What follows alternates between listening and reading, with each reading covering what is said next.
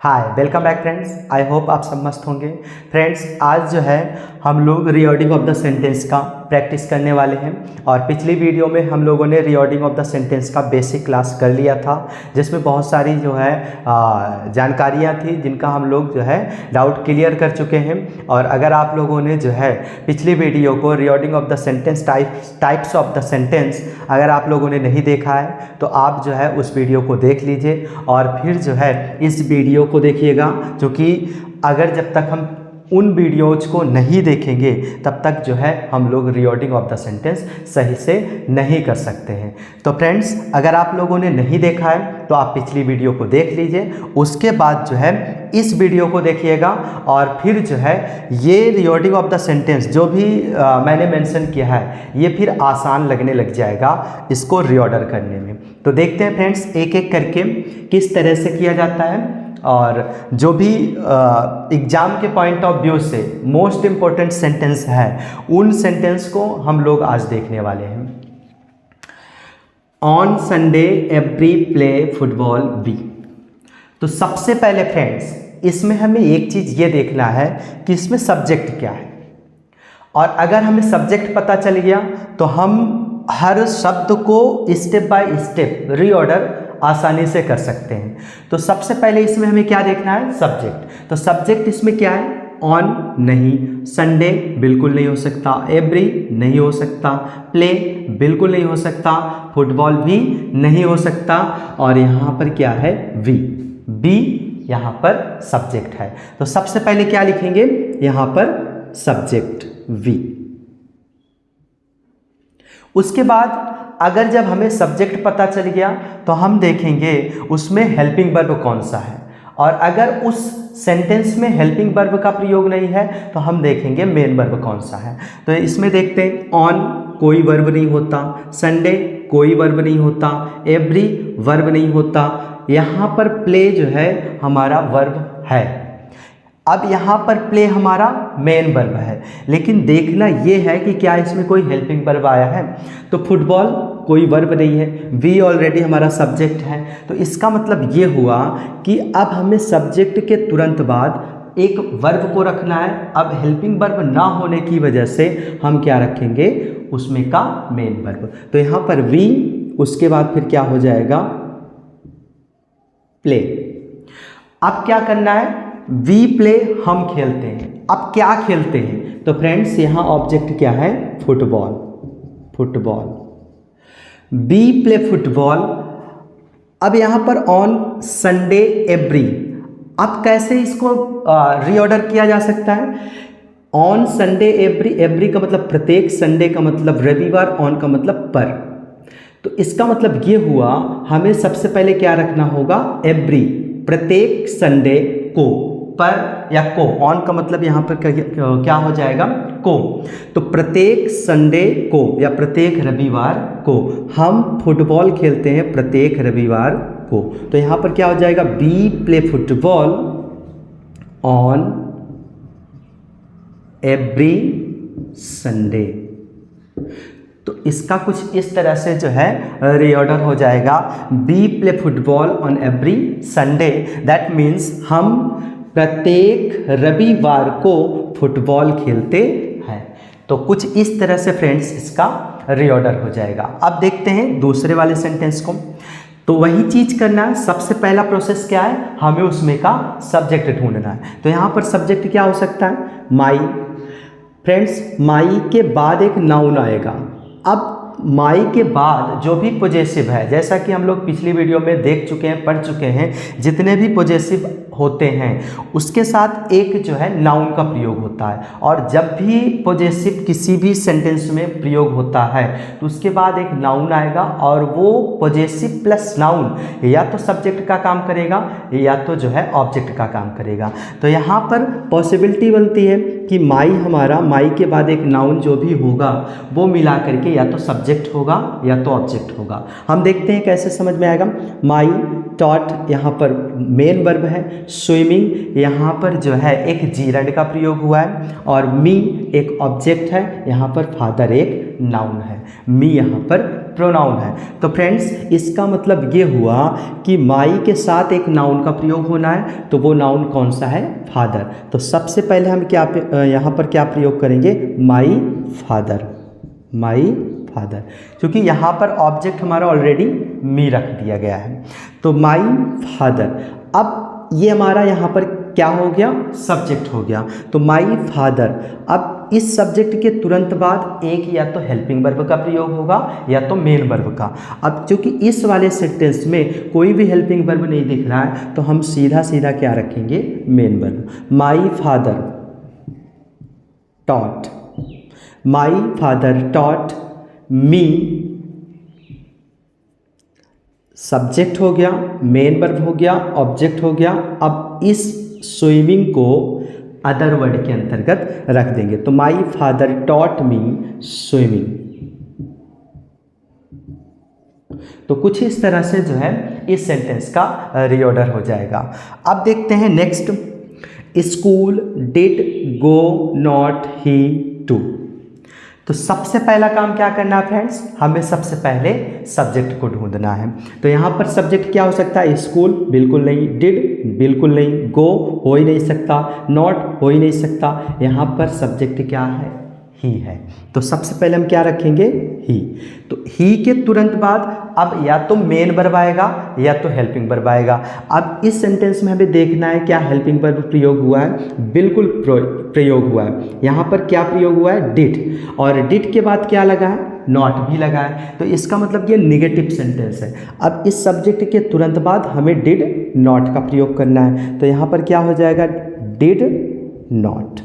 अब ये हमारा सब्जेक्ट, ये हमारा हेल्पिंग वर्ब। अब इसके तुरंत बाद हमारा क्या होगा? Main verb. और यहाँ पर गो क्या है? Main verb. तो यहाँ पर गो लिख देना है। ही डिड नॉट गो। अब यहाँ पर क्या होगा?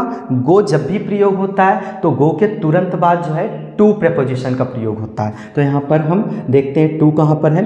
ये है। तो यहाँ पर टू लगा देना है। और इस गो के तुरंत बाद अगर टू लग गया तो टू के तुरंत बाद एक प्लेस का नाम जरूरी होता है। अर्थात कहने का मतलब ये हुआ, जब भी गो शब्द का प्रयोग हुआ हो किसी सेंटेंस में तो उसके बाद टू जरूर लगेगा, यदि उस सेंटेंस में किसी एक प्लेस का नाम दिया गया हो तो यहाँ पर गो टू, अब किसी एक प्लेस का नाम है? स्कूल, बिल्कुल एक प्लेस का नाम है। तो यहाँ पर क्या रख दिया जाएगा? स्कूल।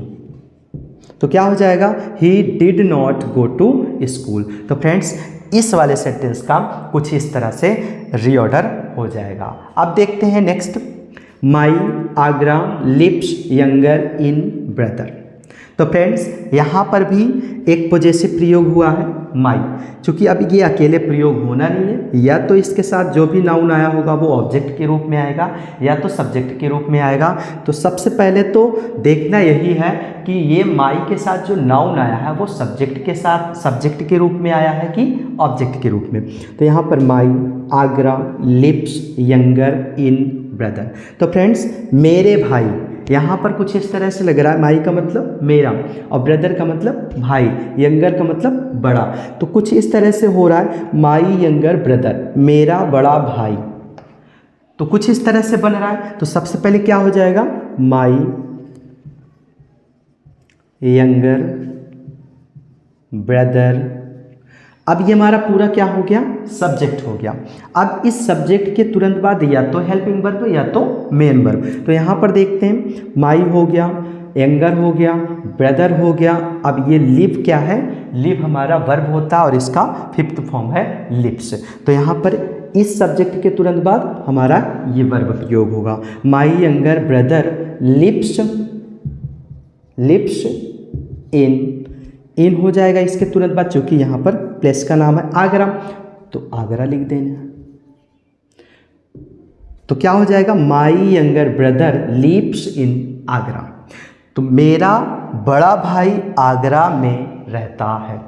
तो फ्रेंड्स मैं जहाँ तक समझता हूँ, अगर हमें सब्जेक्ट के बारे में पता चल जाए तो एक संकेत होता है सब्जेक्ट को जानना और समझना, फिर हम उसी वे में बढ़ते हुए जा सकते हैं, एक एक शब्द को स्टेप बाय स्टेप जो है लगा सकते हैं, रीऑर्डर कर सकते हैं। सिर्फ ढूंढने में समस्या होती है तो किस चीज़ की, सब्जेक्ट की।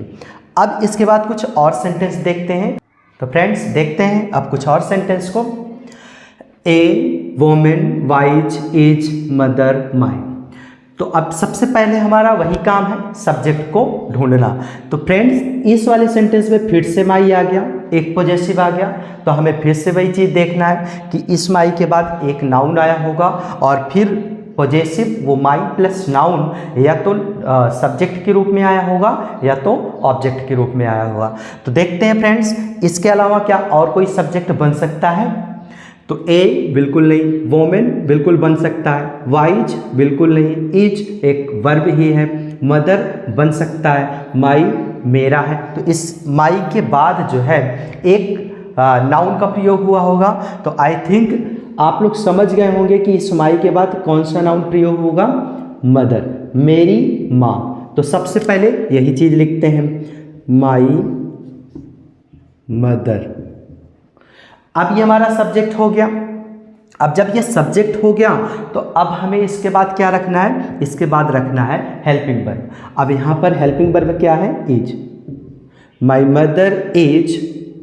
अब ए वोमेन वाइज, तो यहाँ पर ये हमारा एडजेक्टिव है और एडजेक्टिव का प्रयोग जो है नाउन से तुरंत पहले होता है। तो यहाँ पर ऑलरेडी यहाँ माई के साथ एक नाउन प्रयोग हो गया है, तो इस वाइज के लिए एक दूसरा जो है नाउन प्रयोग होना जरूरी है। तो यहाँ पर वोमेन क्या है, वोमेन भी हमारा एक नाउन है।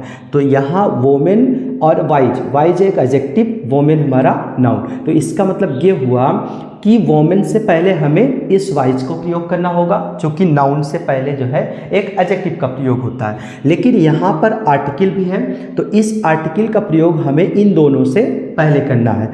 My mother is a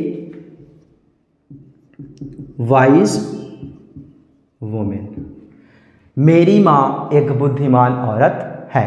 friends इसके अलावा और भी एक तरीका हो सकता है कि अगर हम लोग कंफ्यूज हो रहे हैं कि इसका जो है रीऑर्डर किस तरह से किया जाए, या कोई ऐसा शब्द जो हमें कंफ्यूज करे, तो सबसे पहला काम ये किया करिए कि उसमें हर शब्दों की हिंदी निकाला करिए।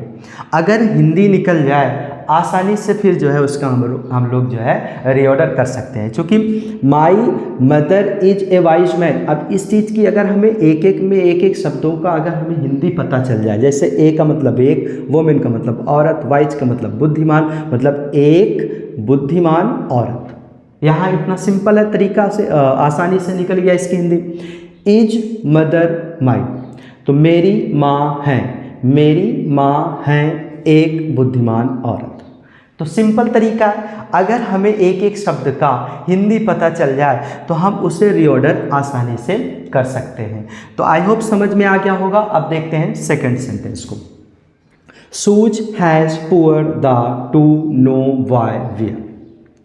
यहाँ पर भी एक एक शब्द अलग अलग जो है दिया गया है। हम दोनों तरीके से करते हैं। सबसे पहले जो है प्रत्येक की हम लोग हिंदी देखते हैं। शूज का मतलब जूते, हैज का मतलब यहाँ पर क्या हो जाएगा, क्योंकि हैज के बाद सेकेंड फॉर्म थर्ड फॉर्म का अलग प्रयोग होता है। यहाँ पर कहीं पर भी जो है थर्ड फॉर्म नहीं दिख रहा है, तो यहाँ पर हैज का मतलब पास हो जाएगा। तो यहाँ पर हैज का मतलब पास हो जाएगा। शूज का मतलब जूते, पुअर का मतलब गरीब, दा का मतलब वो, टू एक प्रपोजिशन है, नो का मतलब नहीं, बॉय का मतलब लड़का, वेयर का मतलब पहनना। तो फ्रेंड्स अब इसे जो है हमें एक एक करके रीऑर्डर करना है शब्दों को। सबसे पहले क्या हो जाएगा, हमें इसमें जो है एक सब्जेक्ट को ढूंढना पड़ेगा, और वो सब्जेक्ट आई थिंक बॉय हो सकता है, बट बॉय अकेले नहीं हो सकता। उससे पहले क्या लगेगा, द, और पुअर यहाँ पर हमारा एक एडजेक्टिव है, और इस बॉय इस नाउन से पहले लगेगा। तो कुछ मिला करके इस तरह से हो जाएगा, द पुअर बॉय। यहाँ पर कुछ इस तरह से हो जाएगा, द पुअर बॉय, वो गरीब लड़का। हैज, अब इसके बाद एक पास वाली जो वर्ब होगी वो लगना है, द पुअर बॉय हैज। अब इसके बाद नो लगना है, the poor boy has no. अब क्या नहीं है उसके पास, उस गरीब लड़के के पास क्या नहीं है, तो शूज। तो यहाँ पर क्या लिख देना है, शूज।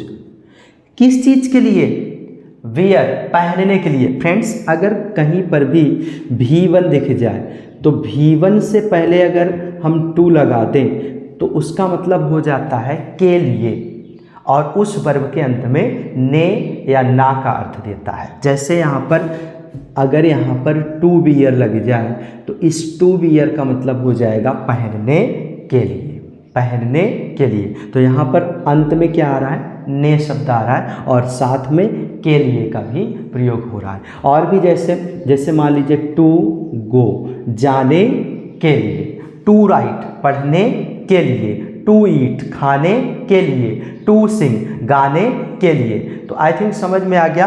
अगर किसी भी मेन वर्ब के फर्स्ट फॉर्म से पहले टू लग जाए तो वो हमारा प्रीपोजिशन ना होकर के इन्फिनेटिव के रूप में काम करता है और वहाँ पर उस शब्द का अर्थ जो है पूरी तरह से बदल जाता है, अर्थात के लिए, और उस वर्ब में ने का अर्थ देता है। तो यहाँ पर भी कुछ इस तरह से है, हैज़ नो शूज, अब यहाँ पर टू लगा देना है और यहाँ पर वर्ब का फर्स्ट फॉर्म क्या है, वियर, तो यहाँ पर पहनने के लिए, अर्थात उस गरीब लड़के के पास पहनने के लिए शूज नहीं है। उस गरीब लड़के के पास पहनने के लिए शूज अर्थात जूते नहीं है।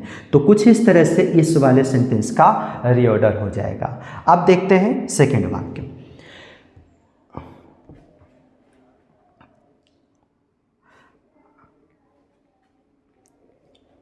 अब देखते हैं next sentence, brother again failed has your. यहाँ पर पॉजेसिव क्या आया है, योर। तो पॉजेसिव योर आ गया, इसका मतलब इसके बाद एक नाउन जरूर होगा, और जब इसके साथ एक नाउन लग जाएगा तो या तो वो सेंटेंस में ऑब्जेक्ट के रूप में आएगा या तो वो सेंटेंस में सब्जेक्ट के रूप में आएगा। तो देखते हैं क्या इन पॉजेसिव के अलावा कोई सब्जेक्ट है। ब्रदर बिल्कुल हो सकता है, बट कंडीशन ये है कि पॉजेसिव के बाद एक नाउन का प्रयोग होना जरूरी है, और ब्रदर यहाँ पर नाउन है, अगेन नाउन नहीं है, फेल्ड नाउन नहीं है, हैज नाउन नहीं है। तो इसका मतलब योर के बाद क्या लगना है, ब्रदर। तो यहाँ पर क्या कर देना है, योर ब्रदर। फ्रेंड्स अगर आप लोगों ने पिछले वीडियो को नहीं देखा है तो मैं रिक्वेस्ट कर रहा हूँ ज़रूर से ज़रूर उस वीडियो को देख लीजिए, क्योंकि उसमें मैंने बताया है कि जितने भी पॉजेसिव प्रोनाउन होते हैं उनके साथ एक नाउन का प्रयोग होता है, तभी वो वाक्य में सब्जेक्ट या ऑब्जेक्ट के रूप में काम करते हैं। ये कभी भी वाक्य में अकेले नहीं आते हैं। तो अगर पिछली वीडियो को आप लोग देख लेते हैं तो ये आई थिंक समझने में और करने में आसानी रहेगी। तो यहाँ पर क्या हो जाएगा, योर ब्रदर। अब इसके बाद क्या होगा, हैज। क्यों होगा हैज, यहाँ पर एक हेल्पिंग वर्ब के रूप में आया, क्योंकि यहाँ पर फेल्ड दिख रहा है तो फेल्ड हमारा यहाँ पर थर्ड फॉर्म है। तो your brother has failed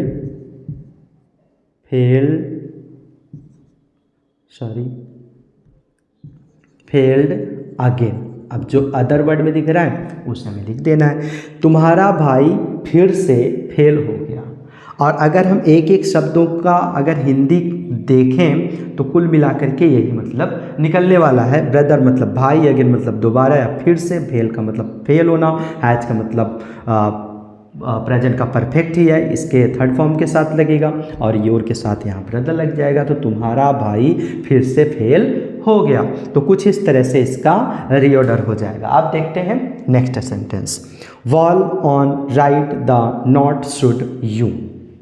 wall on right the not should you. अब इसमें हमें क्या करना है, सबसे पहले सब्जेक्ट ढूंढना है। तो सब्जेक्ट क्या हो जाएगा, यू। तो यहाँ पर यू लिख देना है। उसके बाद क्या ढूंढना है, यहाँ पर ढूंढना है हेल्पिंग वर्ब, क्योंकि यहाँ पर हेल्पिंग वर्ब प्रयोग ना होकर के क्या है, यहाँ पर मोडल्स है, तो इसके बाद जो है मोडल्स लगा देना है। अब चूंकि यहाँ पर नॉट भी है फ्रेंड्स, तो इस मोडल्स के तुरंत बाद हमें क्या कर देना है, नॉट लगा देना है। यू शुड नॉट, तुम्हें नहीं चाहिए। अब क्या नहीं चाहिए, to write, sorry, you should not, तुम्हें नहीं चाहिए, राइट। अब यहाँ पर मेन वर्ब क्या है, राइट। राइट लिखना, यू शुड नॉट राइट, तुम्हें नहीं चाहिए लिखना। On the wall, on the wall, दीवार पर, on the wall. You should not right, तुम्हें लिखना नहीं चाहिए ऑन द वॉल, दीवार पर। और एक एक शब्दों का अगर हम हिंदी निकाल लें तब भी यही मतलब निकलने वाला है। तो सबसे पहले क्या हो जाएगा, यूं, फिर शुड, फिर नॉट, फिर मेन वर्ब, फिर ऑन द वॉल, ये हमारा अदर वर्ड के अंतर्गत आ जाएगा। तो क्या हो जाएगा, तुम्हें दीवार पर नहीं लिखना चाहिए। तो कुछ इस तरह से इसका रीऑर्डर हो जाएगा। अब देखते हैं next sentence, out find will I the truth. तो यहाँ पर सब्जेक्ट क्या है, आई लिख देते हैं। उसके बाद मेन वर्ब, हेल्पिंग वर्ब क्या हो जाएगा, हेल्पिंग वर्ब नहीं कह सकते हैं विल को, जो विल जो है एक मॉडल्स के रूप में काम करता है। तो यहाँ पर विल क्या हो जाएगा, एक मॉडल्स, तो आई के साथ ही लगना है, आई विल। उसके बाद फिर क्या हो जाएगा, अब हमें इसके बाद मेन वर्ब ढूंढना है। तो आई विल फाइंड आउट, ये हमारा पूरा क्या है, एक मेन वर्ब है फाइंड आउट। तो यहाँ पर फाइंड आउट पूरा लिख देते हैं, find out. I will find out, find out का मतलब पाना, I will find out the truth, ढूंढना, पाना, कुछ इस तरह से इसकी हिंदी हो जाएगी। तो I will find out the truth, मैं सच को ढूंढ लूँगा, मैं सच को ढूंढ लूँगा। तो फ्रेंड्स कुछ इस तरह से जो है इन सेंटेंस का रीऑर्डर हो जाएगा। और फिर और देखते हैं कुछ अन्य सेंटेंस को। तो देखते हैं फ्रेंड्स कुछ और सेंटेंस को। Pen from a for she market the bought sister her. सबसे पहला काम क्या करना है, वही हमें सब्जेक्ट ढूंढना है। तो इसमें सब्जेक्ट क्या हो सकता है, सी, बिल्कुल दिख रहा है, सी हो सकता है। तो सबसे पहला काम क्या करना है, हमें सब्जेक्ट को रखना है। तो यहाँ पर क्या हो जाएगा, सी। अब उसके बाद हमें क्या करना है, मेन वर्ब या हेल्पिंग वर्ब को ढूंढना है। तो यहाँ पर देखते हैं सी के बाद हेल्पिंग वर्ब क्या हो सकता है, pen from a for market the bought sister her. तो आई थिंक इसमें कोई हेल्पिंग वर्ब नहीं दिख रहा है, लेकिन यहाँ पर मेन वर्ब दिख रहा है। तो यहाँ पर इस सी के तुरंत बाद हम क्या रख देंगे, मेन वर्ब। और मेन वर्ब क्या है यहाँ पर, बाट, सी बाट। अब उसके बाद क्या रखना है, अब इसके बाद जो है हमें एक ऑब्जेक्ट रखना है। और ऑब्जेक्ट देखते हैं इसमें क्या हो सकता है। फ्रेंड्स एक सिंपल तरीका और हो सकता है, जैसा कि अभी मैंने बताया कि उसकी पहले हिंदी निकाल लें। पेन का मतलब पेन, फ्रॉम का मतलब से, ए का मतलब एक, फॉर का मतलब के लिए, मार्केट का मतलब मार्केट, द मतलब वो, सिस्टर का मतलब बहन, हर का मतलब उसकी। तो इसका ये कुछ मतलब निकल रहा है कि उन्होंने या उसने अपने बहन के लिए, अपने सिस्टर के लिए एक पेन खरीदा। कहाँ पर, मार्केट से फ्रॉम का मतलब से, मार्केट का मतलब मार्केट अर्थात बाजार, बाजार से। तो यहाँ पर क्या हो जाएगा, she bought a pen, she bought a pen, कुछ इस तरह से हो जाएगा, she bought a pen from, she bought, sorry यहाँ पर she bought a pen for her sister from market, from market, कुछ इस तरह से हो जाएगा। उसने बाजार से अपने बहन के लिए एक पेन खरीदा। तो कुछ इस तरह से जो है सेंटेंस का रीऑर्डर हो जाएगा। अगर हमें हिंदी इसका पता हो तो आसानी से हम लोग जो है रीऑर्डर कर सकते हैं।